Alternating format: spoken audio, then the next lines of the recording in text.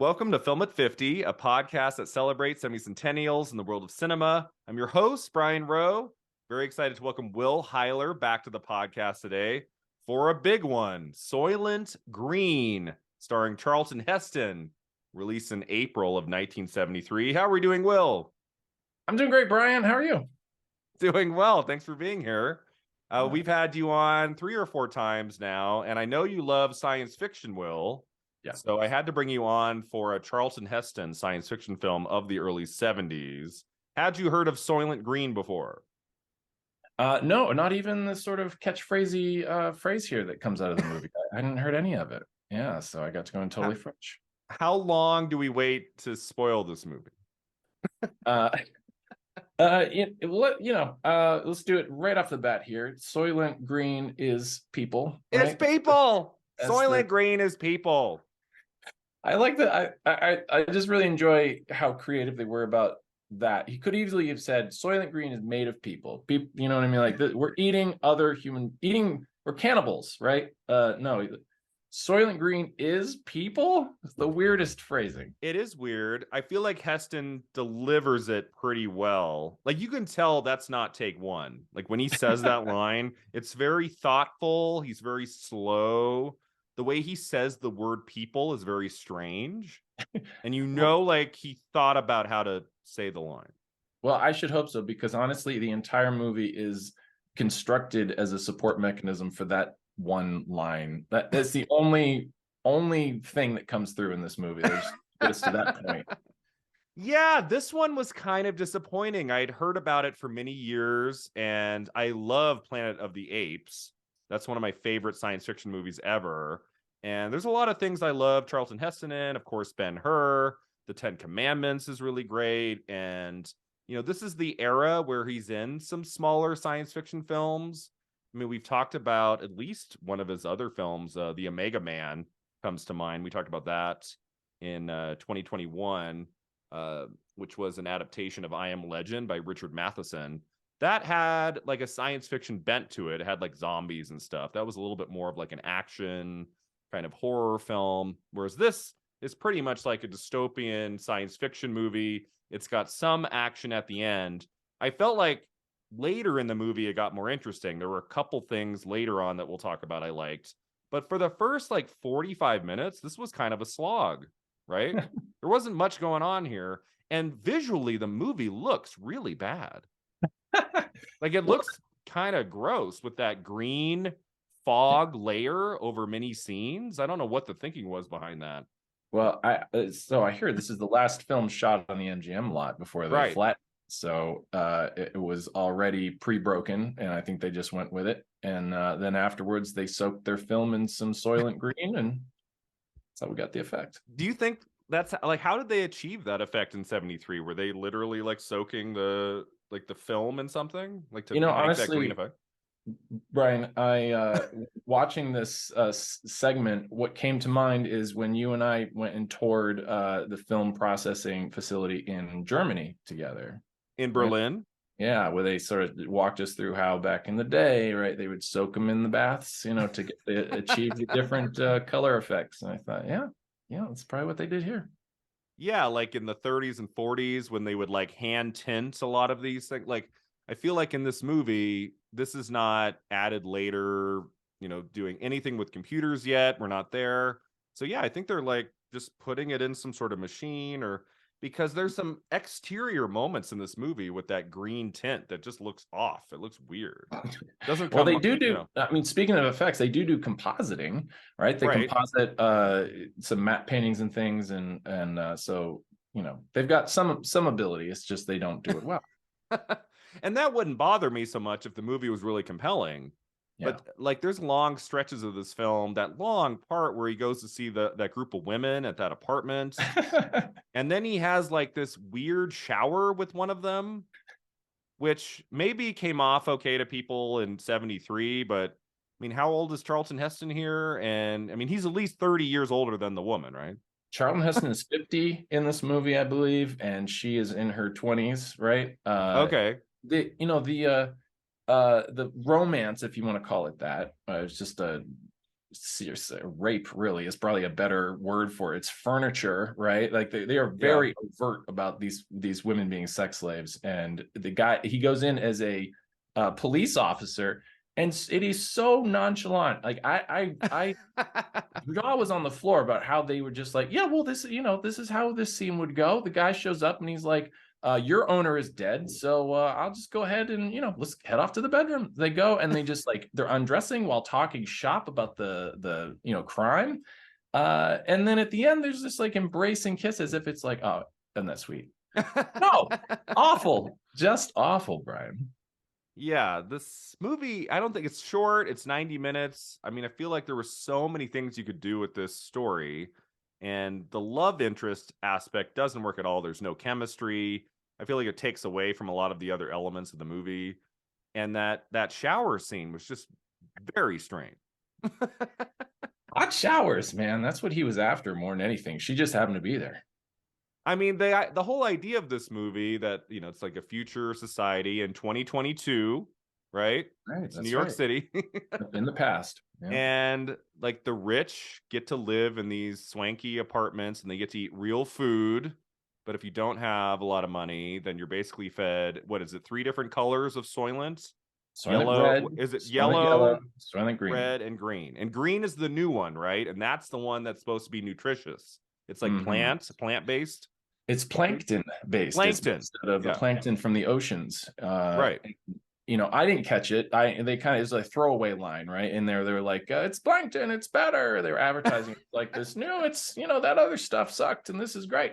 And then later, that's what the whole oceanographic reports are about, right? It's like it's the slow tell for Roth that the oceans are dead, and that's why it clicks for him, right? Is that, oh, okay, well, they said it's plankton, the oceans are dead, I guess it's people.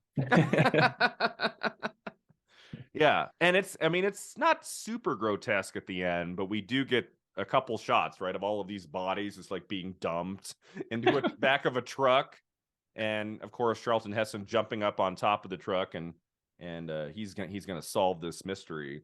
I felt like yeah, go ahead. When you're watching this movie through, like you're saying, this your first time watching it. This was my first time. So you weren't like going at I feel like if on the third or fourth watch, you're like looking at the details and you're like, okay, I can pick up on a few things here. But the first time around, what was your take on what was going on with his roommate, right? Like his roommate is, what is his job? What is he doing? Yeah, I took it as like they're like lifelong friends, and Heston's character has been just always kind of looking out for him and being there for this guy. Yeah, I never really got a sense of what their history was in terms of their friendship, in terms of like there's that great scene towards the end where he's presented with like real food and the beef and like you get and doesn't he say something like, this life isn't worth living, or this is ridiculous, and I'm getting excited about a little piece of beef, which made me think like he's old enough to remember the good old days, right? Like when we just ate real food. Since this is not 1,000 years in the future, this is supposed to be. So if we're taking it as 73, it's like 49 years into the future. In some ways, that made me think about like The Last of Us on HBO recently. Oh, right. They had a dystopia that's relatively new timeline. Yeah, I just watched that over spring break and was really taken with a lot of it. I loved the story of the gay couple. That was like really moving. I really enjoyed that. No, the whole thing all the way through. What I was getting though is with his buddy, I'm watching the trailer right before I watch the movie, and the trailer is like, he's a living book in a world where there's no books. Literally, the scene is him bringing him a book, and it's a room full of books. I was so deeply confused by the trailer, and then when I got into it, I was not any more clear. And so there's that B plot of him sort of like going through the reports and figuring out things on his own. He goes to a council of librarians, I guess, to get a second opinion, right? He's like, I'm reading this right? And they're all like, yep, you got it. It's awful, right? And then but see, that's the moment that I felt like I must have like fallen asleep for a moment and woken up and missed something, because on a dime, this guy about faces and head straight to the death clinic, right? Like, he's like, oh, okay, cool. Yeah, well, I know what to do with that. I'm going to go home. And he heads straight to this clinic where they, honestly, this is where I perked up the most, Brian, because this scene with like a euthanasia clinic Right. that was not mentioned at all, right? Before, unless I missed it, right? Just it shows up, it's a thing. He goes, what's your favorite color? What do you like for music? Wham, bam, you're in there. You're getting the whole, panoramic experience. I'm at the edge of my seat going like, what is this nightmare of a thing that exists?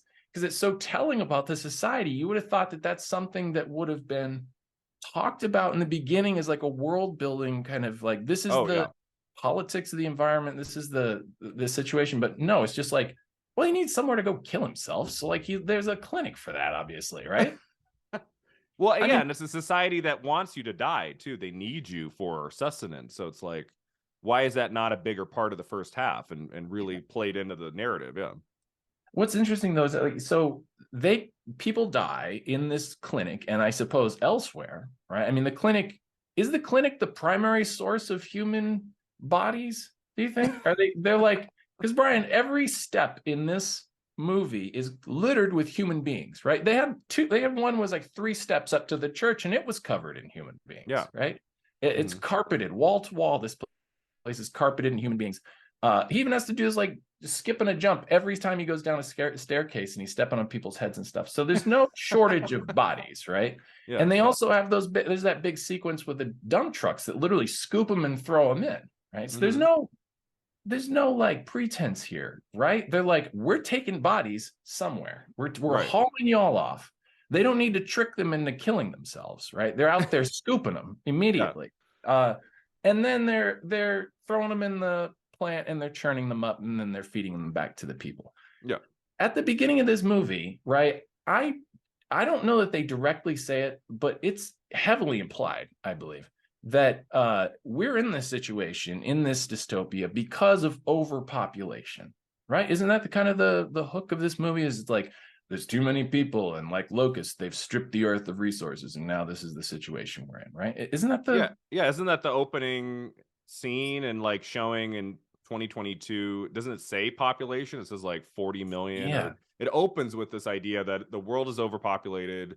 There's not enough room for everybody, so only the really rich get to be in like nice apartments, and the rest have to just kind of schlep along and go. I mean, there's so many scenes in this movie like post-COVID that are uncomfortable, of like just like hundreds of people just all like just pushed together, and they're like these people just trying to sell like a little piece, like an apple or this and that, and it's like and so there just seems to be every day just this chaos in the streets, and nobody can really get a leg up. Exactly. And what is thrown me at the end of the movie, right? Like I saw this premise, I see the death clinic, I see the twist at the end, and at the end I'm going like, what did I just see? I was told that this was a story about overpopulation and the shared burden, and then implied that like, well, we don't have any food, we got to live, so we kind of have to eat people. Do you know what I mean? There's like it's an awful truth in the sense that like we have to, but every piece of evidence throughout the movie, it clearly states that this is an engineered and fabricated, a manufactured crisis, a problem that ought not exist if not for the wealthy class. Soylent Green is a company, right? It's a board. There's a shadow. There's a shadow organization that we don't even talk about, right? Like they sent an assassin to kill one of their own board members because this guy knows. And I'm like, there's factory workers in the factory that know. You know what I mean? Like people know, right? You just got to like guard the secret. You're not gonna kill it. So the guy, I guess, must have had some type of like change of heart or something, and was gonna like tell people or something, right? So they had to off him. Okay, fair enough. But if they tell people, right, then the whole like premise of their society crumbles, because what they're saying is like they don't know it's people, so they're not voluntarily participating in this idea that it's so scarce we have to eat people, right? They're not an altruistic board. The Soylent Green people aren't. It's not an altruistic advent that they're doing here. They're keeping it hush so they can continue to kill people. The fact that they have a euthanasia center means that they have to trick folks, right? Like otherwise they'd say like, do your duty, dump your body when you're done with it so we can eat it, right? I mean, like like Snowpiercer and these other kind of movies that deal with the same kind of thing. They kind of couch the big thing as like, we don't want you to know that the way you're living is awful, right? But it's usually, but the thing is, it's presented in this movie as though it's the masses, the people, right? The overpopulation, the big huddled group of people who have no power, the marginalized people. This is their fault that we're in this situation. The truth is, it was a company that makes this happen. Do you know what I mean? Like they didn't choose this. You know what I mean? They didn't get together and sort of say like, well, let's be cannibals in order to live. They share no blame here. You know what I mean? Yeah, I mean, the whole movie opens with the killing of that guy who's from the Soylent company. And it wasn't very clear to me, like, why he's being killed. I assumed it's because he was going to out the company and tell everyone what's going on. But does the movie make that clear to us at the beginning? It's not, it's kind of vague. What do they say? They say that he's become unreliable. Unreliable. What, for like upholding the lie, I guess? And the guy's like, yeah, I am. And they're like, unreliable for who? Doesn't he say like God or something? And it jump starts the story, right? Like that's what brings us to Charlton Heston's character. And then it's just like kind of a murder mystery for a while. It's kind of like who killed this guy and why. But there's never any sort of like building of stakes or tension. Like Charlton Heston just kind of drifts through this movie scene to scene. He's not like really, you know, like on the case and really intense about it until like the last 20 minutes. And let's say he does get the work. He says like, do you have proof? And his buddy Saul is like, you got to go get proof. You got to tell people. So what proof does he just heads out and looks and comes back and says, I'm the proof. I saw it. Right. Like get a thing, dude. You're a cop. You know about evidence. And he shows up and then he's just like, I'm on my deathbed, but I got to tell people. What if you were like perfectly healthy and you just showed up and you said, hey, guess what, folks? Like his initial plan, right? Guess what? I figured it out. Soylent Green is people. What are you going to do with that? Do you know what I mean? Like there's no hope. Sometimes these movies sort of say like, okay, you got to get the secret. You got to get it to the place. Kind of like Hunger Games ends with that sort of like big blasting of like, here's the truth. They actually have no power and it's all fear. And that's how they keep it suppressed. No, not in this movie, right? Like they set up a situation where there's no out. There's no proletariat uprising, right? It's all about this one guy having one discovery and then dying. You know what I mean?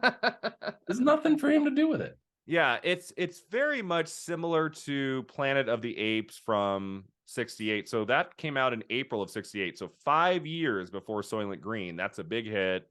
And that's a film that ends with this big shocker ending. And then it's just over. Like the way Planet of the Apes ends, it feels like that could lead to another half hour of movie. But it just like, oh, he was on Earth the whole time. And that's the ending. It doesn't leave you like feeling great, but it's like, oh, that's intriguing. And in Soylent Green, I kind of got the sense that they were trying to replicate that. Like, oh, let's end with kind of a downer surprise ending.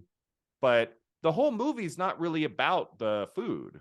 It's not like we have scene after scene of people eating the Soylent Green. No. Like, is there a scene in the movie where people there's a scene of eating not Soylent Green, right? There's a big scene where they're sitting there eating apples and like he's learning how to eat lettuce and stuff. They might go their way to show you. There's like the strawberry, like food is, like you say, food is kind of like important throughout it, but never they don't, like you said, they don't build that existential horror of sort of like seeing people going, oh, this stuff is great, you know, and like the mashing up stuff so that later you can recall, oh God, that was a kidney you were eating, right? Yeah, like there should have been a scene in a restaurant of a bunch of little kids with their Happy Meals or something, and they're just chowing down on the Soylent Green and maybe introducing us to a couple characters we come to really love, and they're eating the food. Yeah. Because when you find out this information at the end, one, it's not very surprising, and two, the movie hasn't really dealt with that element very much. So you're like, kind of like, okay, yeah, great, yeah. It's like more could have been done. Like I feel like there's some good ideas at play here, but it didn't quite connect to all of them. I left it feeling like they wanted to make a statement about like humanity kind of that Ouroboros, like eating your tail kind of situation where that, you know what I mean? Like we are set on a path of destruction, is like moral decay, you know what I mean? It's embedded in sort of our nature kind of thing. But they don't do any of the work of actually setting that up, and the metaphor that they're dealing with here is also highly undeveloped. Though, I mean, to touch back on what I was saying earlier about those, like that class divide between the rich and the poor. Right. We're in a future where stuff is so scarce that only the rich have access. It's like, the fact is that why are there rich? Do you know what I mean? In a world like this, why are there rich people? Yeah. It's only because of an imbalance in power dynamics that's created by this fear kind of situation. The company maintains that fear structure in order to keep the rich. And the fear isn't about eating people or something. The fear is that, like, you won't be able to survive. And honestly, that's the kind of thing that is true now and always has been through human history, is that, you know what I mean, the ruling class gets to dominate and rule through that kind of fear and manufactured scarcity. I think even at the time, what was it, 1968 or something, that the population bomb, this book comes out, right, that talks about these Malthusian ideas of overpopulation, instead of the neo-Malthusian. And so at the time, I think it was very vogue to kind of be highly environmental, but also pessimistic in a sense. It's like, we are going to exponentially grow in population, but the food supply is linear, so we're not going to be able to survive.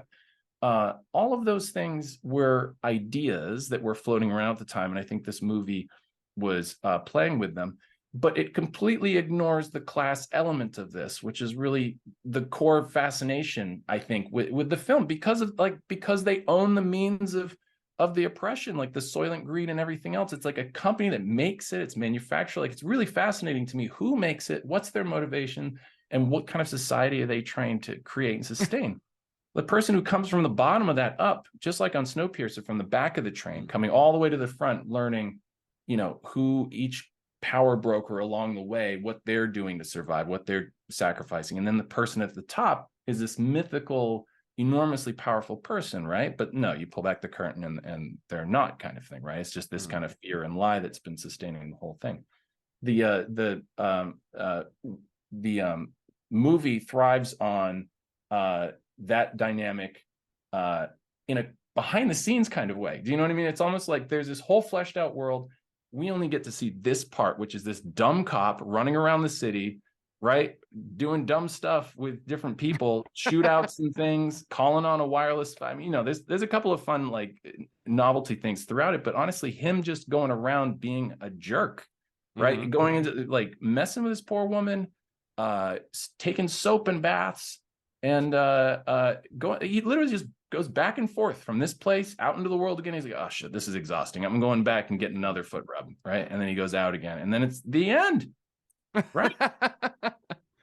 Yeah, I mean, I feel like what makes the movie watchable, though, is Charlton Heston. Like, there's something about him as an actor that I always find compelling, even when it's a lesser movie.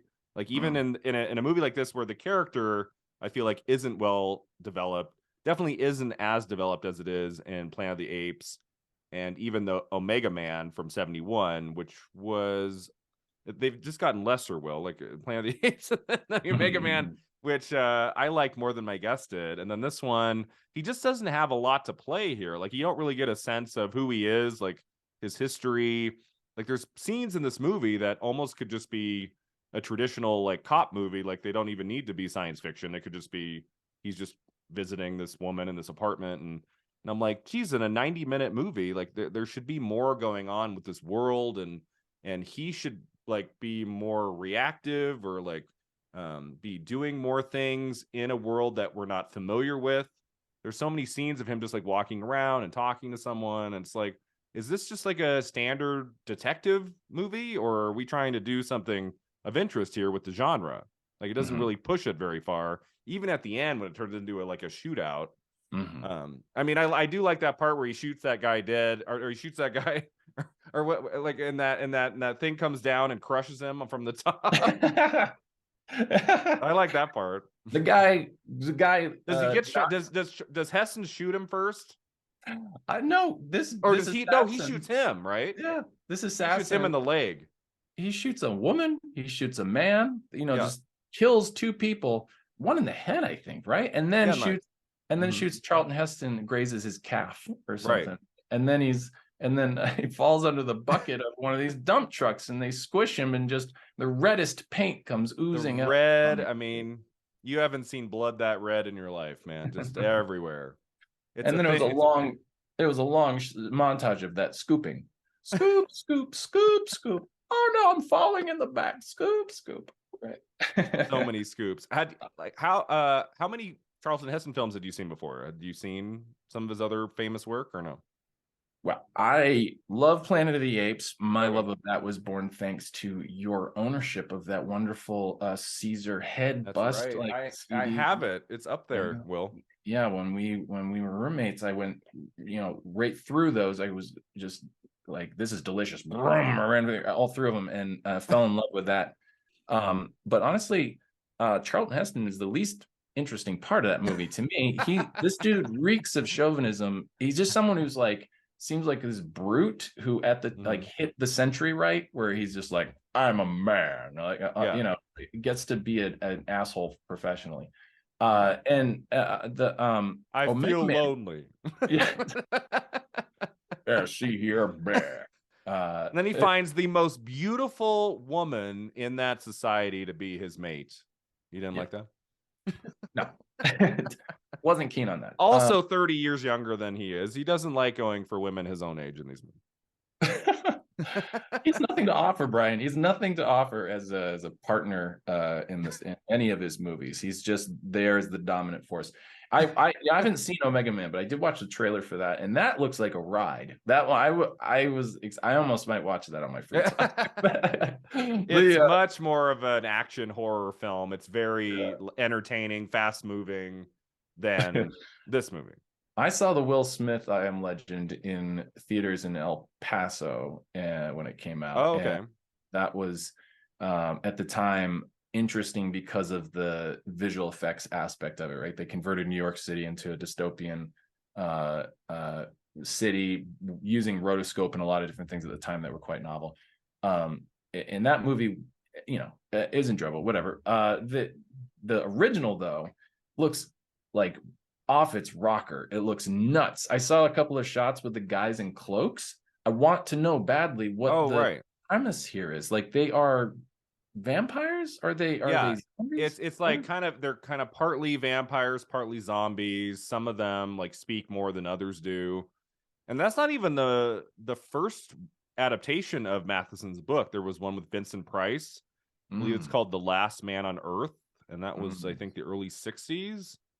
So we got this like classic, iconic horror novel, and we got adaptations with Vincent Price, Charlton Heston, and Will Smith.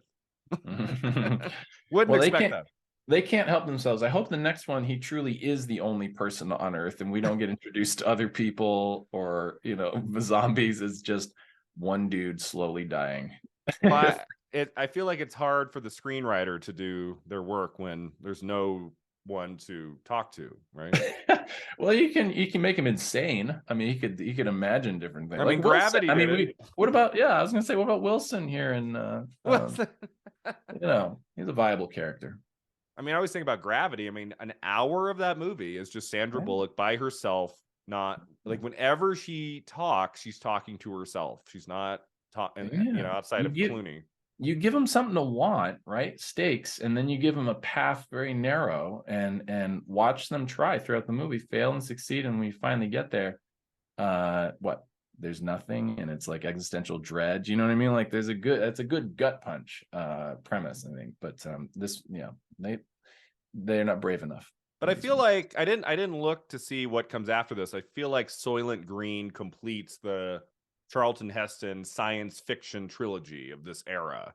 Like, he might be in one or two science fiction films after this, but I think this is like the last big one. And I don't think has like a ton of lead roles after this. Like the lead roles, I think, start to dry up a bit by the time we get to the later part of the 70s for Heston. This is kind why? Because I don't know, he's getting older. I mean, I think he did stuff on TV too, but yeah, it just feels like like there's not the passion here that I see in something like Planet of the Apes that has so many interesting ideas all the way through the movie. Yeah. And this one, it's kind of like, well, we got a couple ideas here. We'll kind of explore them. I mean, for me, the best scene of the movie, the best scene by far, is Edward G. Robinson's death scene. It's just it's visually interesting. It takes you to a new location we haven't really seen in the movie. And then when you know the backstory of what happened there, like with the real actor, it's kind of moving. And I usually stay away from trivia before I watch things, but before I put this on, I was like, who's going to be our Beyond the Flick for this one? I've already done Heston. We've done science fiction. I'm like, trying to think. So I look up, I'm like, oh, Edward G. Robinson's in this. Oh, perfect. Let me look up his filmography. Oh, this is his last movie. Huh. And then I just read quickly. It said something like his last scene he ever shot in a movie is his death scene in Soylent Green. So that I read that. I went, so I knew that going in that happened. Yeah. But I found that scene really moving. Charlton Heston is crying. You don't really see him cry in a movie. Yeah. And apparently Heston said in his autobiography later, like Robinson wasn't telling everybody, but Heston knew by the end that this was kind of it for Robinson. And that scene lasts for what, 5 minutes, maybe longer? Robin, too long. But I thought it was moving of Robinson, like with all his clothes off, he's just has that blanket over him, and he's just looking at all these images and taking in this moment before he dies. And then the actor died for real 2 months later. I'm like, how many actors in film have ever had a final scene like that? Almost none, right? Yeah. Usually they go out on a really bad performance in a movie no one cares about. Usually. And Hollywood not to say this chews is them great. up, spits them out. Yeah. Actors are the Soylent Green of Hollywood. Yeah, I think the backstory there imbues that scene with some meaning that just isn't in the movie. Otherwise, you just watch it, because I didn't know that going in, and I watched it, and it was tearing my hair out, because like, what is this guy like so peacefully? So it's like this is always plan B, right? I guess plan A was just suffering and like imagining that the oceans are alive, and then when that was over, he's like, well, I plan B then, and he goes in, and they have a wonderful ceremony, right? They're all like dressed in these big robes, like this is a well-funded operation. And he lays on a bed which is clearly meant to look like one of these old sort of like church, you know what I mean, like up at the front of a church, statues and all this kind of thing, like very formal. A lot of heavy imagery that way. But he takes drink from a chalice, he lays back, right? And then he watches a movie, and this movie is images of nature from before the planet was destroyed, right? Is this the first movie, you know what I mean, is this the first movie a lot of people have ever seen? Is this kind of like an incentive? What, you know what I mean, is this a meditative tool to kind of be like, well, let's go out calmly, so we're going to show you some. Wouldn't the horror of it, wouldn't you like die just like, you know what I mean? Like, he was not happy when he died. He was like, he turns to Thorne and he's like, I told you, see? And I'm like, told me what, bro? Like that stuff used to be nice and now it's not. Like, we know, right? Yeah. What was going on in that scene? Did you like the speaking technology when that red light came on? And then it goes off and Heston starts yelling. He's like, fix it. Yeah, I mean, I guess so. I don't know how I would have reacted to that scene without having read that knowledge about Robinson beforehand. I probably would have just kind of shrugged at it. I mean, I do think it's visually the most interesting scene in the movie, and I just like the idea behind, like, okay, this is a way for you to die, to go to this place where you have this kind of like peaceful out. I never got the sense that there were no films, no TV, no entertainment. Like, were we supposed to think that in this society there's no art of any kind, there's no like outlet, there's no entertainment? Like books are a thing, like that's kind of a mention, right, that not everyone has access to books. Well, they make movies anymore? They make a big point at the beginning of the movie to say, look at this video game, right? This is like right, yeah, in that apartment. Yeah, right? Was it one of the first, or like cabinet video games that someone could own in their home? I think it was like one of these cutting edge kind of things at the time. So entertainment, I think it opens that way, doesn't it? Like the rich are just fucking around playing the video I'm game. sure some of the rich are making films, right? Well, that's what I mean. Is like I'm sure they're watching things there, right? They're probably making TV and different things. If you can like live in a world you're making a video game, yeah, there's got to be some movies around. I don't know if the lower classes get access to it, but I that's the confusing part to me, Brian. It's just that like they know about this center. They have a sense of what it offers, right? Because he's not going in being like, what is this? Like, you know what I mean? Tell me the whole story. He goes in and he's like, okay, I'm definitely going to get my song right. And this other thing, like he knows this is the bargain with society. And he goes in and watches it. And it doesn't click with me. It doesn't feel right that this would be an incentive to die, like to go see a picture of a deer, right? To off yourself. Like life is so bad. And you know that this stuff exists. You're not rising up. You know what I mean? Like movies exist, but you only get to see them if you die. Right. I think there's a level there of brainwashing that is fascinating and just never touched on. You know what I mean? I think the director, what's his name, Richard Fleischer, like he should have taken it one step further. We could have had a really disturbing final scene of Edward G. Robinson. Like, what if he had been the character we see at the end of the movie? Like we see from beginning to end, like turned into the Soylent Green. Like we see him, like, every step from his head to his toes, turning him into the Soylent Green. That would have been a really memorable final moment for Edward G. Robinson, right? We didn't go that far. No, in fact, what they did with the bodies, they put them in a vacuum sealed bag, I guess, like some plastic, and then just eat them right off into a big pool of water. It's like a pool of water. I'm like, if you want to eat bodies, you got to prep them, right? Like you can just toss them in a plastic bag, Ziploc them up, and like dump them in water. They're floating in there, right? Like wouldn't the facial hair and all of that get into the Soylent Green? Protein's protein, Brian, right? So you just got to grind it and boil it hard enough. But what they were doing is steeping it like tea, right? When I saw this scene, they're going in there, you're like, okay, here comes the bodies, right? But it looks like there's going to be a big furnace down there where they cook them, and out the other end they take the ash and pack it and dye it and stuff. But right, you know what I mean? The whole, like you're saying, the whole middle part is completely unexplored, and there's some horror in there to explore, for sure. Well, I think it's like 20, 30 years too soon. Like I don't think in 73 any director would necessarily want to go that horrific here yet. It's just not. We're not really doing that, especially in science fiction. A lot of science fiction around 73 kind of plays it safe. There's not like a lot, unless it's like an international film or something. I feel like Solaris, which we talked about, a year ago, a little over a year ago, that was much more interesting on like a thematic level. This is just kind of like a popcorn Saturday afternoon movie. Oh, the new Heston science fiction movie. Let's take the kids. I wonder how kids reacted to the ending. Like when kids saw this in 73. What was this? People are what? What? What was this? Was this before ratings? Was this rated? No. So it's 68 is when the rating system comes out. I didn't look it up. I'm assuming it's PG, right? There was nothing. Was there anything in this film to suggest it be rated R? I don't know. The sexy time in the shower. The shower is one of the lesser disturbing ones to me, because I think that it's already been broached. It's already like the moment leading up to that whole sequence is where the horror is for me, because I'm like, well, what's going on here? He's like taking her into the other room for questioning. I'm like, okay, I get it. But I mean, they make it explicit. You are furniture, right?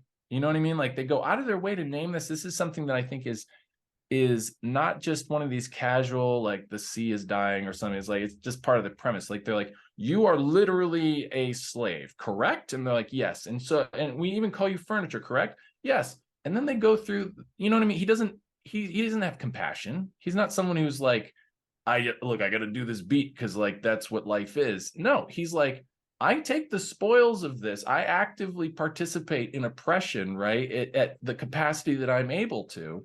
And I have no remorse. The guy goes in and he's like, I mean, it's nice that he takes it back to his buddy, brings him some soap and beef and stuff, right? But that's where some compassion is on display. But does he show up for these women that way? Oh, well, when the guy comes in and punches him, it's like, that's a little too far, buddy. We're not going to be punching the women, right? I'm going to be sleeping with them. They need to be bruise free. Right. That doesn't sit very well. Yeah, that whole sequence was odd. And it is PG, by the way. Isn't it weird though? But like the PG thing, they would say like, okay, we're not going to see heads cut off, right? Because that's going to be R. Right. But we can show sex slaves on screen. Yeah. You know what I mean? Kids won't know what those are. And say we're eating people, right? Maybe that's why Heston says the line so awkwardly, to maybe avoid an R rating, instead of saying like, instead of going into detail about it, it's just like Soylent Green is the people. You know, it's just it's vague enough that kids can be like, "What was that, Dad? What was that about?" I imagine the negotiation table where they're writing the lines on the script down and they slide it across the table to the ratings organization, and they look and they go, there's too many words in there. Let's cut it, trim it down. Otherwise, you're going to get the R in there. Okay. Soylent Green is people. Yeah. Go ahead. I mean, sometimes movies have questionable material in PG or PG-13 that as a kid, you're like I remember I saw Father of the Bride, the Steve Martin film, when I was 6. I believe that movie is PG. And there's a part in the movie where his daughter introduces her husband-to-be to mom and dad. And as they're leaving, Steve Martin says, "Don't forget to fasten your condom." Seatbelt. And the whole drive home, Will, I was saying to my mom and dad, "What is a condom?" Why? Because that was, I believe, the biggest laugh of the entire movie when I saw that at age 6. And I went, "Jeez, why is that funny? What I don't get it. Why didn't he just say seatbelt, Mom? What's a condom?" And I still vividly remember my mom being like, you know, we'll talk about it later. Brian, what is kind of sad about these science fiction movies of this time is that they want the premise of them is that like you say, come enjoy some popcorn and stuff, but also enjoy the idea that perhaps you're an intellectual, right? That you get to have big ideas, right? More so than other genres, right? And come out of here feeling like, wow, right? It is not self-reflexive in any way, because people are self-reflective in any ways. People go to these movies to identify with this alpha man, right? This kind of big dude who goes around not only hurting people, but also like discovering the truth, right? So he's got like these virtues, right, for the audience that aren't even really clearly stated. Why would you want to watch this guy? Do you know what I mean? He's an awful guy. It's not a plot where you're like, okay, he sucks, but like this is really interesting.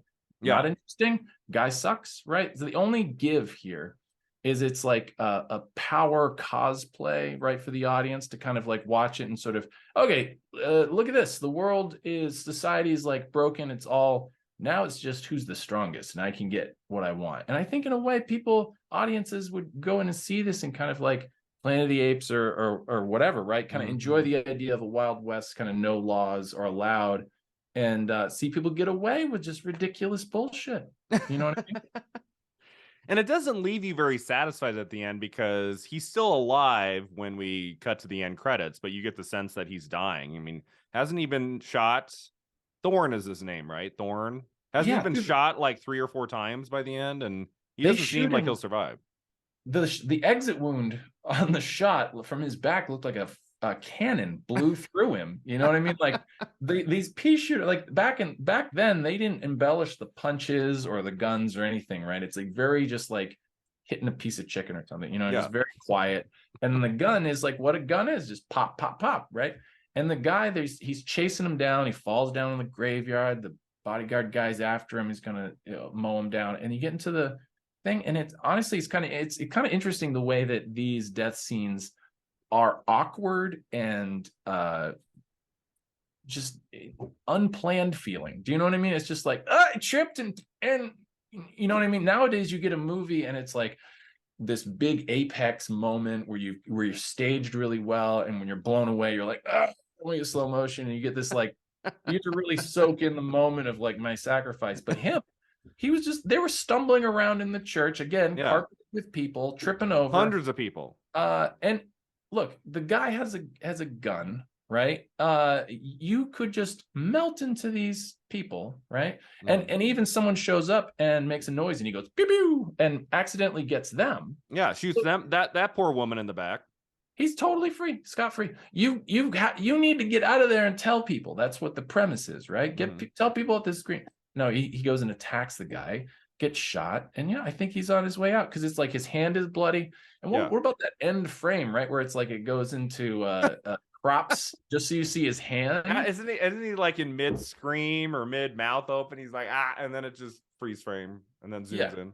Yeah, I think that image of that hand, that bloody hand, is supposed to be some symbolic and meaningful of like this, you know what I mean, of like rising up, please, like out of the sewers or the gutters or whatever, like blood on my hands, like I'm trying to reach for a higher level of no, man, you sucked all the way through, you stumbled and died, and you fell before the touchdown. I think the most unbelievable thing in the entire movie is the villain walking into that room, which is filled with hundreds of people. And I mean, I guess it's the middle of the night and most people are asleep, but he is like holding the gun out like this. And there's a long shot of him walking into the room, and he walks past like 15 people. The camera's kind of panning around him. And I'm like, you're telling me not one person in that whole space is looking up and like, oh, that guy has a gun. Like nobody even, everyone's just asleep. You see a couple people moving in the back, and I'm like, nobody notices a guy with a gun walking into this way. Exactly. I mean, that's the thing. The people in this movie are treated by the movie like cattle. Yeah, you know what I mean? Like they talk about this idea of like, oh, who was it? Wasn't it Saul or someone even makes that point? It's like they're going to turn us into cattle. The people in the market, remember when it was like the Soylent Green is like, we're down on the supply.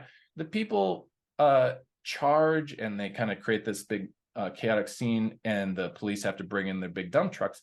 The way the camera, the way the movie looks at these people is really looks down on them. You know what I mean? We get these telephoto lenses where all we see are their faces. They're kind of like gnashing teeth and like their desperation, but they also kind of look very sort of threatening and imposing. They're not just like sympathetic or look, I mean, you know what I mean? The only thing they can eat is Soylent Green, and they're telling them there's no more. You would go nuts too, right? But we've got an awful regime, and then we've got the suffering masses, and the camera wants us to think they're the bad guys. You know what I mean? They're all wearing, I mean, they're faceless, Brian, they're all wearing the exact same thing. They have water jug, they have a tan hat, and the hats in this. Oh my God, we haven't even talked about the costuming in this movie. Holy moly, like those are some choices, right? Like they're like, what are the police going to be like 50 years from now? And they thought, a little neckerchief and a little train conductor's hat, right? And off they go. And everyone is going to shop at the same place and have the exact same clothes. It's not like it's not a dystopia where they're like scrounging from like the dregs of a prior society and sort of like, I'll wear what I can. No, they're like going out, and there's someone who's like tailoring the same kinds of clothes over and over and distributing them. The colors are the same, right? They not only is the food one set of colors, but their clothes match it as well. What I'm getting at is in the movie itself, without saying it explicitly, is condemning the marginalized people. You know what I mean? Like masses, they're looked at as though they're problematic and at fault largely for why we're here, and they ought to be oppressed. You know what I mean? Yeah, the movie could have ended with a lot of these people rising up against the system, learning the truth about what's in this food. Yeah. And fighting back in some way. Like that could have been in the last 20 minutes, and the movie's not interested in that at all.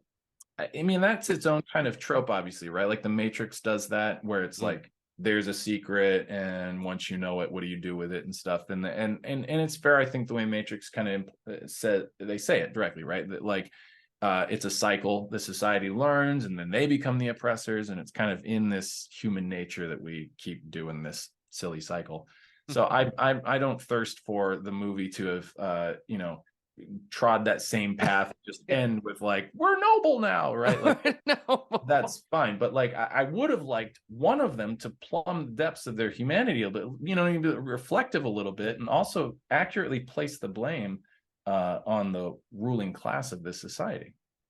Yeah, I just think no matter how interesting a premise might be, it all comes down to character for me. And there's not really one character in this film that really gets to be three-dimensional or super interesting.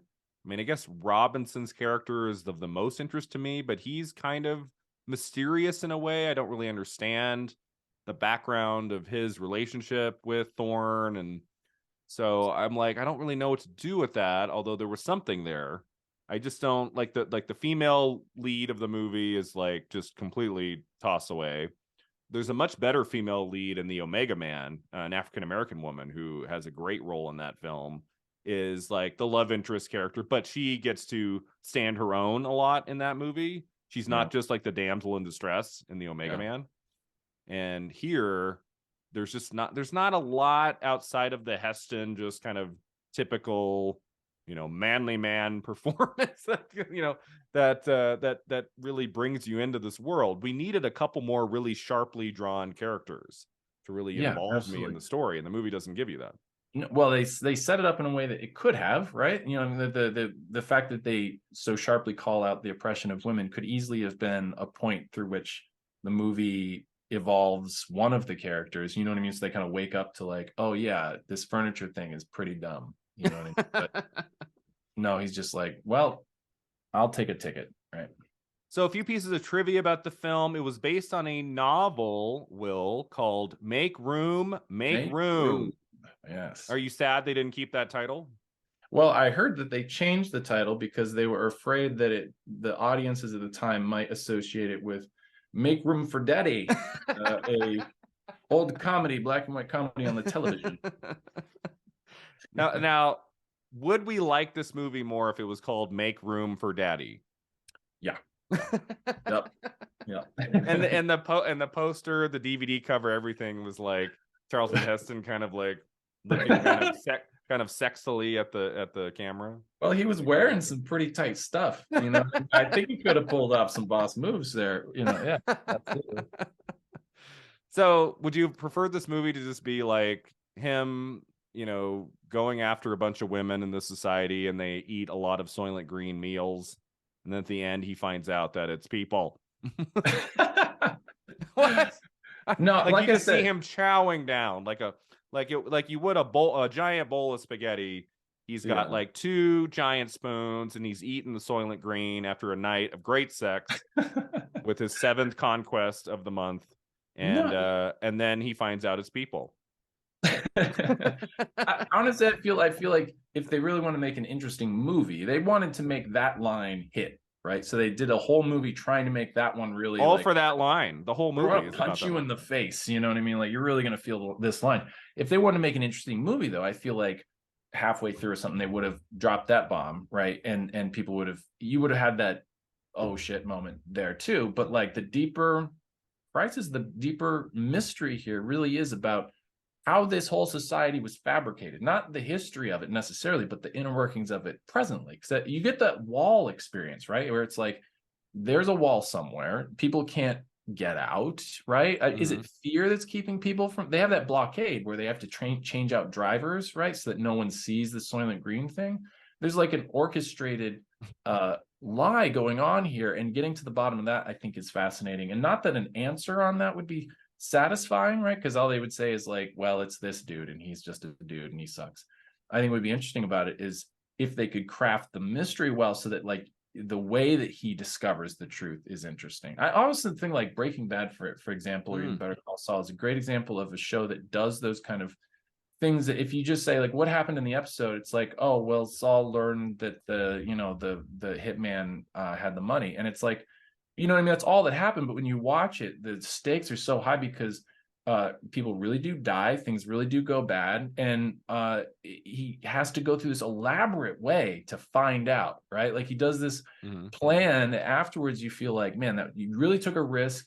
You were smart about it. You planned and it paid off. And it's satisfying as a viewer to see someone who's smart, or even who's smart and then gets duped, right? If you actually have smart characters who get duped, that's really great. This kind of stuff is just telegraphed from the beginning to the end. You watch it all play out. You see the fight sequences, the sex sequences. You know exactly what's going to happen, and I don't know why any of that would be interesting. You know, they started with the ending. They started with that line, and it's like, okay, we need to work our way back. How do we get to this moment? What do we have in the first hour, kind of a thing? Does the movie explore at all, like, what's happening in the rest of the world? Like, do we know anything outside of New York? No, that's what's so I compelling. was thinking about that too. Like, what about just like other small cities in the country? Like, what are they doing? The reports, those large tomes, that he brings back it says 2015, I think, to 2019. Yeah, right. And it's and I was like, wow, there's a printing press out there. There's a, you know what I mean? There's a I imagine like some oil rigs out there that they're like rowing out to do reports and things like this. If this world truly is dead, um, things are really, you know what I mean? Things are worse than just eating people, right? Because like the climate, the collapse of everything, there's no way that you can just, and what is it, hot all the time? They say it's like a heat wave, right? He's always with the AC going like, turn the AC all the way up. I want to feel what it's like to be in 72-degree weather or whatever. He's right? he's very sweaty often. Charlton Heston. Yes. Yeah. And so like I agree with you. There's a whole world outside the city that is interesting. I don't know that we need to see it, but it would be really fascinating to hear. Like that's what I liked, again, to go back to The Last of Us, that the idea that like someone's on the telegram or there's some, that we have to rely on word of mouth now. That I like that slowness, the slowing down of information, so that you have to fill in the gaps with your imagination. But Brian, look, there's a telephone. There's even a wireless telephone. Right? He pulls this thing out of a box. He's got a little dinky key, opens it up, and he pulls it out, and there's no wire. And that must have been like a big deal. Oh, look at this. This is the future. He doesn't have a wire there. And he talks to someone, and the whole time I'm looking at it going like, this tech is just sitting in the slums on a side of a street. It could easily have been a wire. It probably would have been more effective as a wire, right? Like in this downtrodden area. Instead, he's like, no, I don't want to stand too close to this box. I definitely need this wireless technology. And it makes you think there's far greater advances in technology still available out there, and it's completely ignored, right? People would know this, wouldn't they? They saw the past, they were there. The only thing that happened is cows don't live anymore, right? It's not like the sun, a big sunspot or something like blew up all the electronics on Earth or something, right? Well, I mean, the one benefit of The Last of Us is over 9 hours, you can really explore all of these different aspects of a world. That was what was so beautiful about that show, was every episode you'd learn a little bit more about not just our main two characters, but like what's happening around them and all of these different parts of where they're traveling to. And then when you have a 90-minute movie made in the early 70s, there's only so much they can do. I didn't need them to show us a bunch of different cities throughout the world or anything, but at least kind of maybe talk about it. Like say, okay, this is what's been happening for the last 10 years in Chicago, in LA, in Europe, like at least kind of like bring it in, like what's going on throughout the world would be interesting. And humanize even just like that council of library folks. Like if they brought them in earlier, I would have loved that, right? And they could have like shared stories about what it was like before, or like some person like my daughter died, or I had, you know what I mean? Like maybe the guilt that they feel about contributing to a wasteful society, or, you know what I mean? Like the differing politics that between individuals. You don't even really have to get into that much, but you can, like you say, have a small conversation in a thing that's nested inside a necessary scene, and you can get some greater context. This movie failed on that as well. So basically this is an hour just telling everyone don't watch it.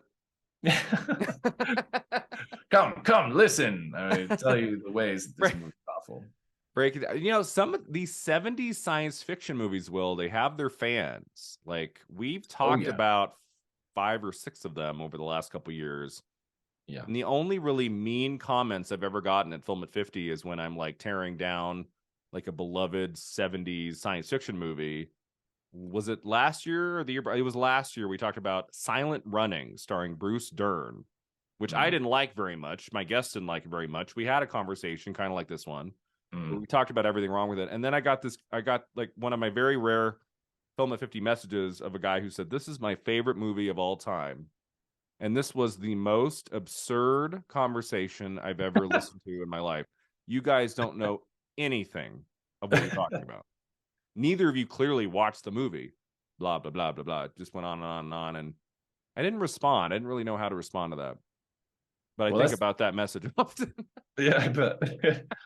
Well, I mean, that's the joy of film, right? Like And I'm everyone like, gets to have a personal experience with it, and like you listen to. There's a bunch of different podcasts, obviously about movies, and some of them they read reviews for films, and yeah, you get the worst of the worst films. People, these are beloved classics, and more power to them. That's totally fine. yeah, I mean, you have to be honest. You can't come on here and be like, well, there's a segment who really liked this movie, so I have to You know, to honestly, say what I mean. I do wish that I could put myself in the mindset of how I feel a lot of reviewers of these kind of classic sci-fi movies of this era sort of do, where they have this kind of reverence and appreciation for it, where it's like, look, it's not polished like today in Right. various aspects or whatever, but like it really I guess a good example is like the performance at the end there, of the guy who's dying, right? Like the fact that then he dies afterwards. Didn't hit me. You know what I mean? Like I'm not sort of afterwards going like, really gets me. Like I can see it. I can see it, but I don't feel it, that reverence for it. And I don't know where that comes from, which is why I often find myself just like pooping on them a little bit. You know what I mean? So these movies mostly stand out for how dumb they are. Yeah, science fiction in the early 70s for me, from the 5 or 6 I've watched for this, like there's, you know, if there's like a really gifted director behind the camera, they might do a little bit more. But yeah, this is, for me, this isn't a great time for science fiction. It's kind of like we're still a few years away from, the Ridley Scott Alien and Blade Runner and some of these more interesting films that I feel like technology can help sometimes. Like I feel like if Soylent Green had come out in the 80s, even maybe from a different director with this idea, I think it would have been a better movie, probably. Like we're in a weird era here of where most of these science fiction films, especially when they star someone like a Charlton Heston, can be kind of cheesy. And I don't think that's helping this movie necessarily. This movie got mixed reviews. Will, are you shocked?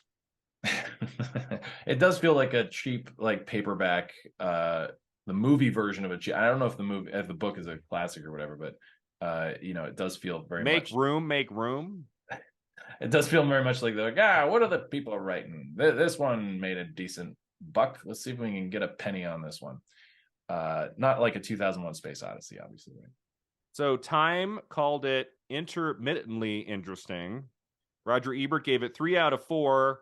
Roger Ebert in his early days would be pretty kind to most movies, as I've seen on this podcast. He called it a good, solid science fiction movie and a little more.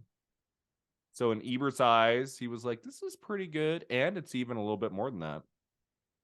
Gene Siskel gave the film 1.5 stars out of 4. He called it a silly detective yarn full of juvenile Hollywood images. Wait till you see the giant snow shovel scoop the police used to round up all the rowdies. You may never stop laughing. So Siskel didn't take so much of that scene. Ebert was always much more receptive to science fiction movies than Siskel ever was. Yeah. Like you see some science fiction movies that Siskel just, tosses aside, and Ebert would say, no, there's something actually really interesting here. Ebert would sometimes look beyond just your standard kind of like, classic leading man science fiction movie. If there's an idea in the film he likes, sometimes he'll look past some of the flaws and be like, oh, but I like that. 3 stars. So I think that's what happened here. Soylent Green is People is ranked 77th on the American Film Institute's list of the 100 greatest movie quotes. Is that surprising to you? No, I guess on the top 100 list of every movie ever made. Do you know some others? Can you quote the ones around it? Oh, I don't know. Probably Frankly, My Dear, I Don't Give a Damn from Gone with the Wind's probably up there. Is there how big is I can't even think of. I mean, I'm sure you come up with like a half dozen or something, but 100? How many are there? It's a list of 100 AFI's 100 years, 100 movie quotes. Oof. So was that in 98? I want to say they did like a big 100 best movies of all time ranking of like 1898 to 1998. I think around that time is when they did like 100 greatest horror films, 100 greatest westerns, that kind of a thing. And one of the ones I remember them doing is they did 100 movie quotes. I think they like brought out a special with it too. So I think there is some sort of TV special out there. Number 77, Soylent Green. Yeah, I mean, I get it. It's dumb sounding, so it like catches. So I get it, but like it doesn't like earn more than that. So you know what I mean? It's not like it hits you and you go like, oh yeah, that's a good twist of phrase, or that, you know what I mean, feels profound or something. It's just derp derp is derp. I'm like, I would love that line from this movie, which is so famous, Soylent Green is people. Like, I want to know, like, on opening weekend in April of 73, like, what was the audience response to that in a crowded theater? Was there like big cheers, screams? Was it quiet? Like, I bet there were some people in 73 who were like, what? Like, really let out a giant wail, right?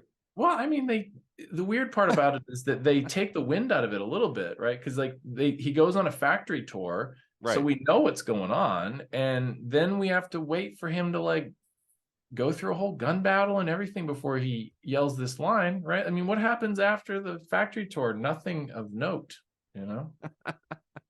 So yeah, so that line is in the AFI 100 years, 100 movie quotes. And then my last piece of trivia about the movie is that this is an award-winning film, Will. Saturn, right? It won the Saturn Award. That's not still around, is it? Is that I think around today? Is it around today?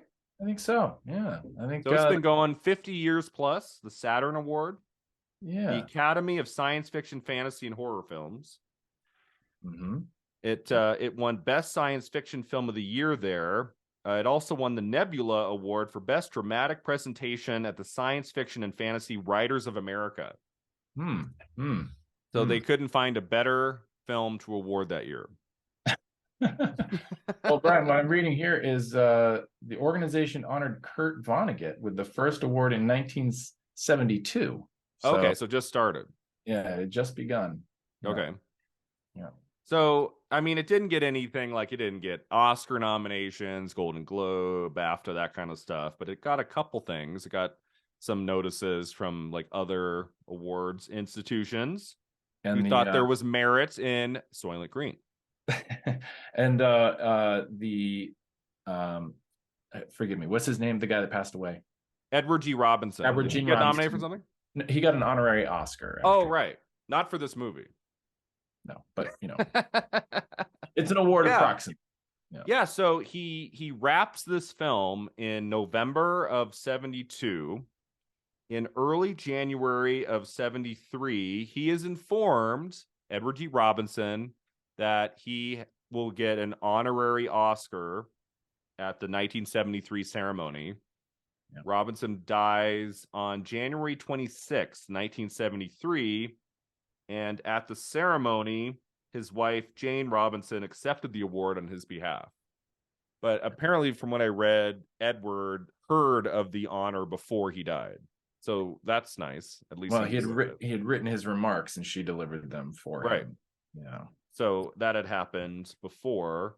So yeah, he had a lot going on. And I mean, like, I don't like, is that good? Or, like, I don't know, like to get that close to an honorary Oscar and to not be able to be there for it. I mean, I think just having that honor forever is a great thing. Not every artist got to have that. Yeah. Because I don't know if like once they have passed away, I don't think they give honorary Oscars like later. I don't think 10 years on they give one. Posthumous. Yeah. Posthumous. Like if you have died, it has to have already been set, or you get a rare actor in a film, get a posthumous Oscar that, you know, that's just based on merit of their performance. But that was something I did not know. I did not know that Edward G. Robinson had gotten an honorary Oscar. So that's really great. And then before we move on, well, I just have to ask. So if they were to make Soylent Green now, what do you think they would do with it? Story-wise, or who would they cast? If a major studio announced tomorrow, we're doing a remake of Soylent Green, in 2023? Like, what do you think this project would look like today? It would stream on Hulu, maybe. You think it would be as Hulu, not HBO Max? an 8-part series. Yeah, maybe HBO. They've got their own dystopia stuff going on there, so maybe Hulu would A pick new it Last up of Us. yeah, they'd be like, oh, they got Last of Us. We've got Soylent Green, and they might, yeah, they might spin it instead of Soylent Green that you eat. Maybe it's like a TikTok thing, right? Where it's like people are obsessed with this influencer, and You have to be famous or you become food. exactly. Yeah, that's right. Yeah, I feel like Soylent Green is a title that's somewhat recognizable to enough people that I do think this project will get some sort of update in the next 10 to 20 years. I think we'll see something with Soylent Green.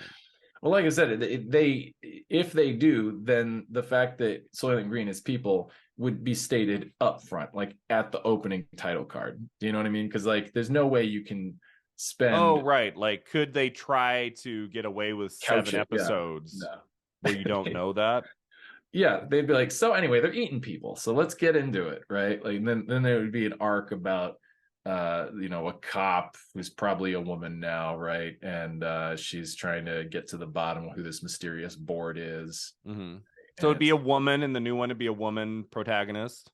I think so. I think like a Florence Pugh or someone, like a younger kind of up and coming actor gets a starring role in Soylent Green. And it's still Detective Thorne, but it's Florence Pugh. Yeah, that's right. Detective Thorne, and then I think it would be Harry Styles would be Harry Styles. The sidekick, yeah. Harry Styles would play the Edward D. Robinson role. That's right. Yeah. Be the book in a world with no books. Yeah, I've always thought like Fahrenheit 451 by Bradbury, that would make a really interesting like 8-part series. We got an HBO movie, I want to say, in the last 5 or 6 years with Michael B. Jordan, which didn't quite work. I saw it. It was okay. Yeah. I feel like, I don't know what it, like science fiction stories, I think often can work better in a limited series because you often have to open up a whole new world. Yeah. Whereas like if you're just telling a story set now, and that can be a film. Yeah. But it's getting really hard now to make a movie like Soylent Green as like a 90-minute feature film and have it go to theaters. Like, it's just not, this would not pull in enough people unless it had a huge star. Yeah, that's right. If it was Tom Cruise, like that, like he could get people to go. Yeah, but I this idea of overpopulation is very popular even now. You see it in the Avengers Endgame, right? That's the whole Thanos's whole thesis, right? And I think that what's sad in a way about all these properties that are spun out of this idea is that they at their heart have no optimism about the future. You know what I mean? And that it's all going to get worse. It trades on this idea that humans are intrinsically awful, you know? And as a piece of media or as an intellectual exercise, you might say to yourself, there's something there to investigate. But the fact is, like, our media is drenched, is drowning in it, right? It's like everything is about some type of society collapse or a weird Twilight situation where you wake up and everyone's gone, or you know what I mean? Stuff where it's like the leftovers. Suddenly like stripped away, and now you have to survive as an individual. Because it speaks to that kind of like uniquely American rugged individualism where it's like, well, society of collapse, I can carry on, right? Yeah. And I think those two ideas, are very destructive and corroding.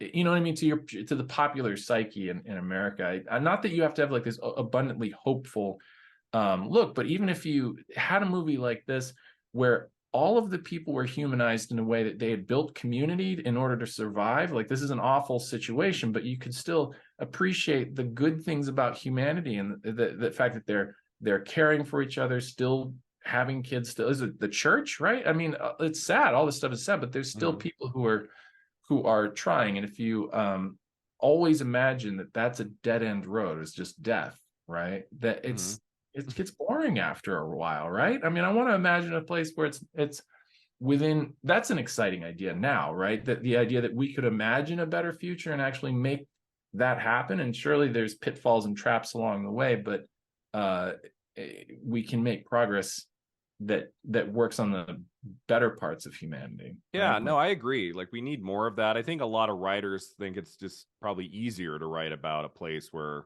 there is no hope and everything's bad because that creates a lot of conflict and crises, and episode to episode you can kind of play with that. But if like things are going well, writers might think, well, how do I make drama out of this? Well, yeah, I mean, you highlighted that episode of The Last of Us with that couple, right? And that's what they did, is like after society collapsed, they recognized that what they're not just going to like live for the sake of living. They have to actually live, which means having friends, taking risks, building community, those kinds of things. Yeah. And I think that's what makes the stakes work, because then when that stuff is stripped away or you lose it, you really feel threatened. Like when the guys come to the fence, you know what I mean, to threaten them, right? It's not just, oh well, the horde's here, right? Like it's expected. It's like, I don't, you know what I mean? Like they built something that's important and we care about it because there is that part of us that's abundant and good, right? That's just so ignored in typical media. Yeah. So, I mean, I do think there's room for this story to get an update. I do think it would be a limited series. I wouldn't see it as a movie. That would surprise me. But I feel like there is enough awareness of this story and this title that it wouldn't surprise me to hear about an update at some point. If they got a really good actor attached to it, actor or actress, and there's so many streaming services now. They're desperate for content. I just heard they might do Harry Potter again for HBO Max. Season by season, one book at a time. I'm like, like, are you serious right now?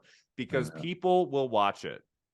Apparently, there's limitless billions of dollars in these studio coffers, right? I mean, when you think about the ills of society and things that are struggling, and then you realize that there's literally $1 billion for a new Harry Potter thing, or 2 billion. Do you know what I mean? Like every year they up themselves, and you're just like, where money's made up, isn't it, bro? Yeah, where are these billions coming from? But so anyway, to wrap up our thoughts on Soylent Green, I mean, I might have liked it a little bit more than you did. Yeah, I don't think I mean, I've watched a lot worse for this podcast. Like it was fine. I think part of it was the 90 minutes that helped. Yeah, and Heston for me is just always a very watchable actor. Like even in a lesser movie, like I can watch him in a lot of things, and I found him kind of entertaining at times in this. And so, yeah, I'd give it like a 5 out of 10. I wouldn't give it like a 3. No. You give it like a 2? No, I give it a 3. This movie does have its fans. I would love to talk to someone who loves this movie and find out why. Yeah, I would too. That'd be great. There's got to be some fans of it to put it on that AFI list. Yeah, no, I mean, I think I would genuinely enjoy hearing from someone who's coming from a real place of love, and like, and it's not just like, well, I was 5 when I was 7 when I watched it. It's like, what? How does this speak to you? What does it say in your life? You know, that would make it worthwhile. Yeah. Otherwise, it's just so. I would say if you're like a diehard like science fiction movie fan, Charlton Heston fan of like Planet of the Apes and the Omega Man, like you might like this. I just think it's a lesser film than some of these other ones we've talked about. It doesn't, even like the compositing and stuff, it doesn't offer the interest on a technical level. Visually it's not very interesting. There's not one shot in the whole movie that I was like, wow, that's cool.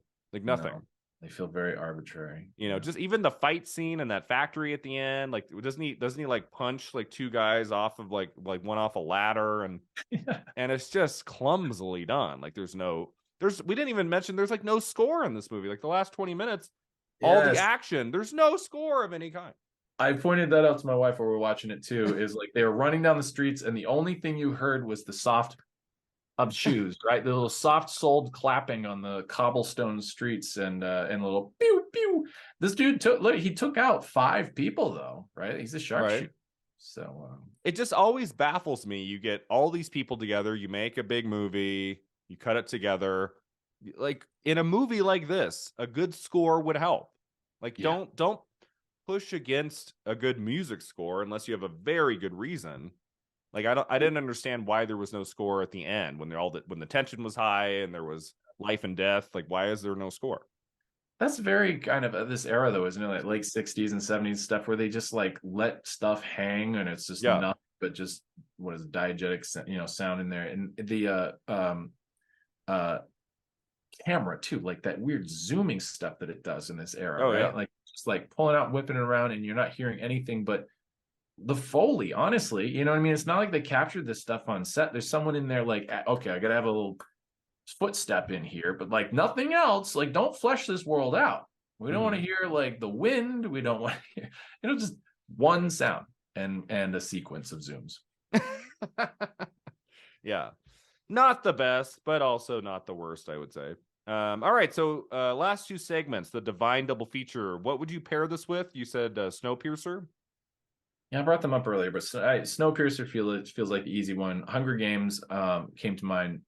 I was talking about the costuming earlier. Yeah. I think there's connective tissue there. There's a lot of sort of like, and this was a heightened, experience, especially in the Hunger Games, where like costuming was like really meant to illustrate the differences in what they were like 13 districts or something, right? And there was like the ruling city, and so like each town looked different. Like, we're the miners and we're the farmers, and they all kind of had similar outfits.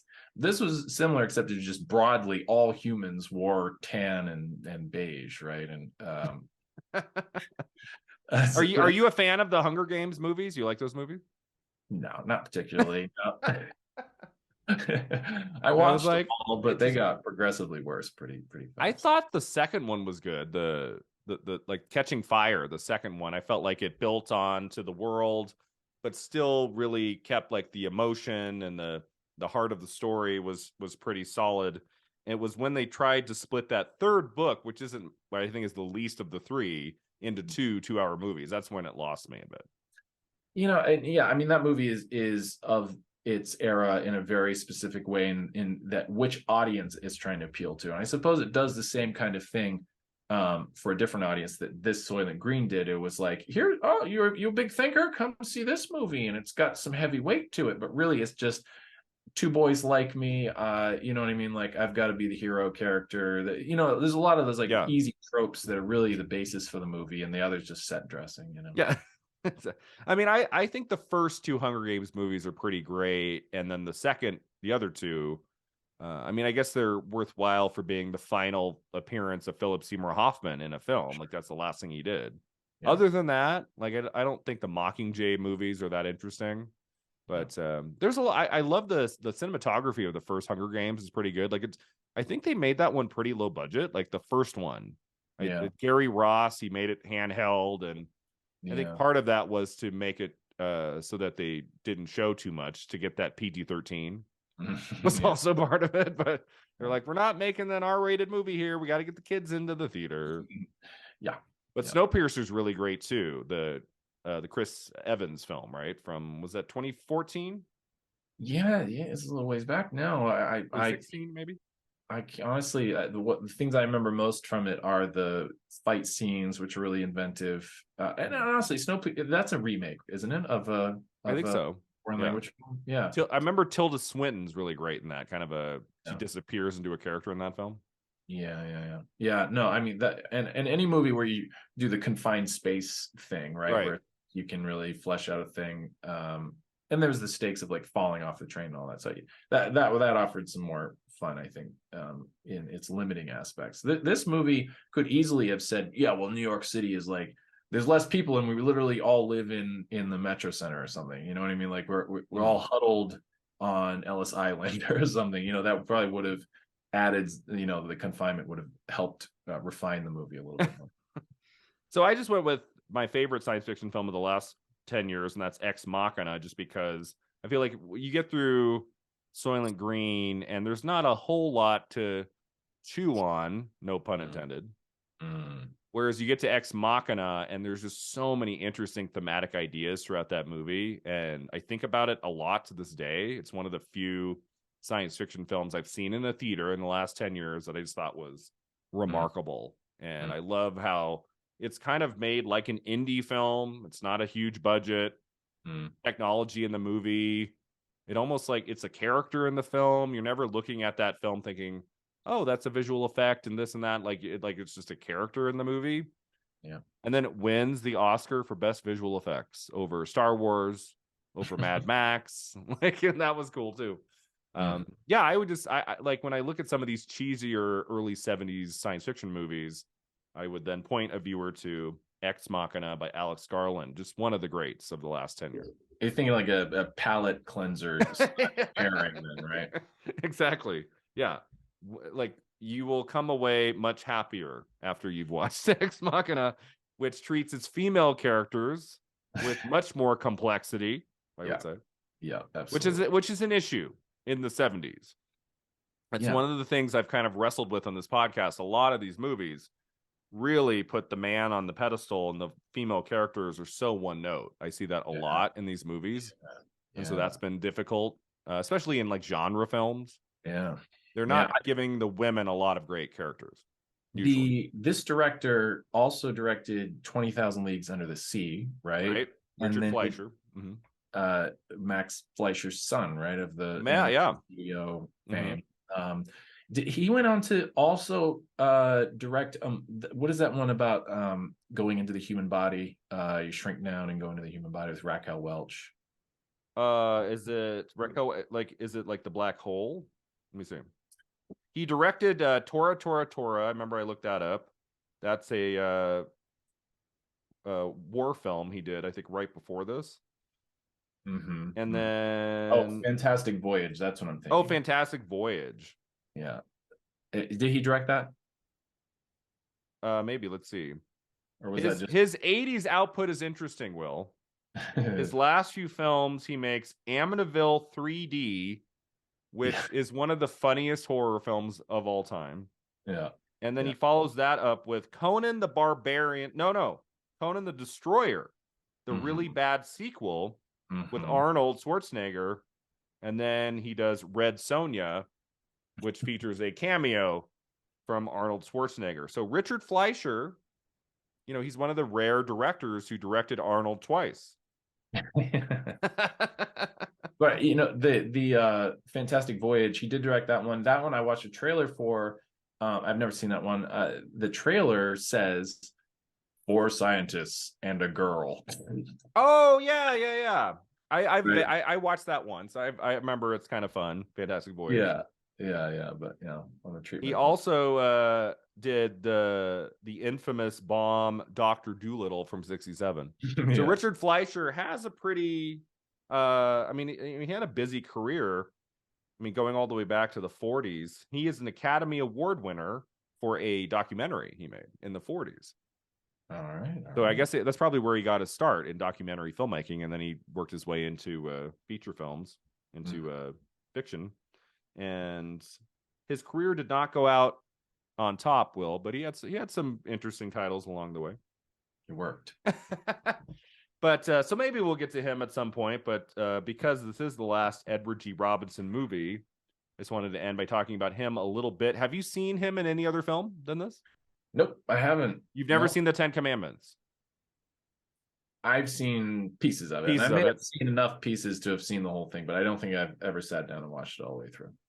Double Indemnity by Wilder. Have you seen that? No. Key Largo. I feel like you're roasting me here. No. Any of them. So here's the deal. I've seen these films. I couldn't tell you who he plays in them. Like I would have had to go back and rewatch some of these older titles.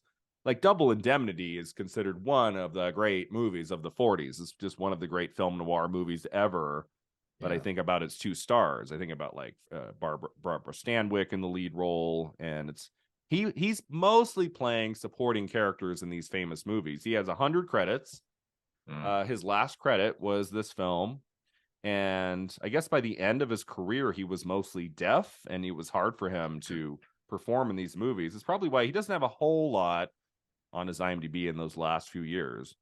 But he always brought something fresh to each movie he was in. He was always, I guess, a really hardworking actor, a character actor. He would just always show up, do what the director asked of him, and he's one of those actors. He would like take anything and try to spin a one-note character into gold. He was one of those actors.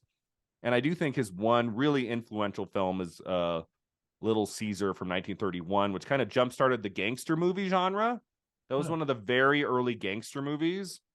And he is the star of that. It's from 1931, in that wonderful pre-code era of Hollywood filmmaking between like 1929 and 1934.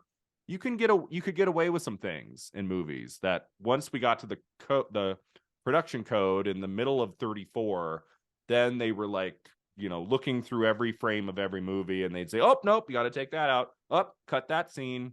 Can't have that. Got to have it be wholesome. Whereas there's this weird period of like 4 or 5 years where filmmakers could kind of do what they wanted, and nobody was telling them that they couldn't. So Little Caesar is a part of that. So it's a little bit grittier than your typical gangster movie you might get like in the late 30s from Hollywood. Like there's a little bit more going on. He's the lead character, and he is just fantastic. So Edward G. Robinson, I just wanted to give you a shout out at the end of this episode. And Absolutely. With 100 credits, there's more to see down the road. More to see from Edward. That's right. All right, Will, that takes us to the end here. You don't promote anything, right?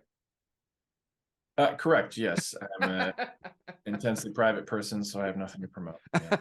But it's always a pleasure to have you on, Will. We'll find another one for later in 73. The titles, a couple months ago, I went through like the months of 73, and the titles in the second half of the year are really spectacular. There's a lot of great stuff. So we'll find something for you later this year.